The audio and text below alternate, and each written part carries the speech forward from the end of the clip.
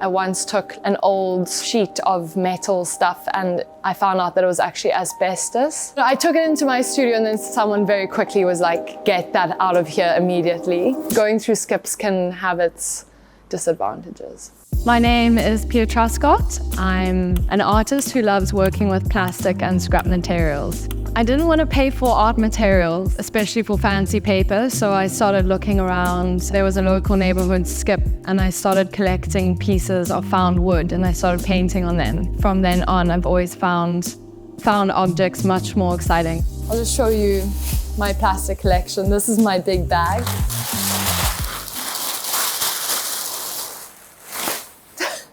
I usually find my things in skips or I get given them by friends. Sometimes if I'm really desperate, I will like go on my Facebook neighborhood group and be like, guys, please, I'm looking for big pieces of plastic. And sometimes I'm really lucky and I'll be driving and I'll just see a plastic bag or big sheet of plastic kind of rolling around in the wind and I'll like park my car and quickly go get it. So I kind of see each work as a collaboration of lots of people's plastic. I think it's about 2 or 3 scores, nice straight edge on a table, and then you should be able to click them up.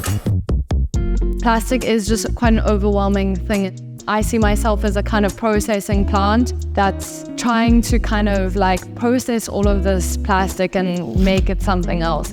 I'm taking in basically trash material and cutting it, folding it, painting it, layering it. I tape it all together and then I iron it with literally a domestic iron. So I think my plan is that I'm going to just draw on absolutely everything that I got from Orms and then kind of collage it together.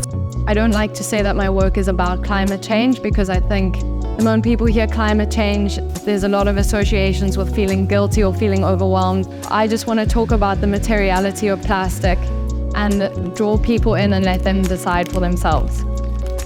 I think I'm under no illusion that maybe at some point all of our art is going to end up in a landfill, or it might not last forever, but it might last long enough for it to be appreciated before it ends up there. I'm thinking about how I can incorporate like the frame offcuts from Orms because it just feels like it's so conceptually rich to make an artwork made out of frames that are like from the framers that artists go to. I've noticed a really nice reaction when people look at my work. Their first instinct is to maybe be looking at quite a beautiful thing, and then they come close and realize that it's actually just made from pick and pay bags or spa bags. It's definitely been like received with mixed reviews. Some people can kind of appreciate that I'm working with like an everyday material.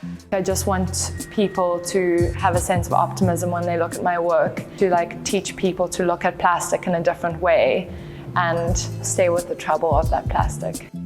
The plastic gets value from me caring for it so much. The hours that I spend tending to the plastic, whether it's sewing or ironing or painting or cutting or collecting, all of those hours that I've spent with the plastic in the studio make it something special by the end of it.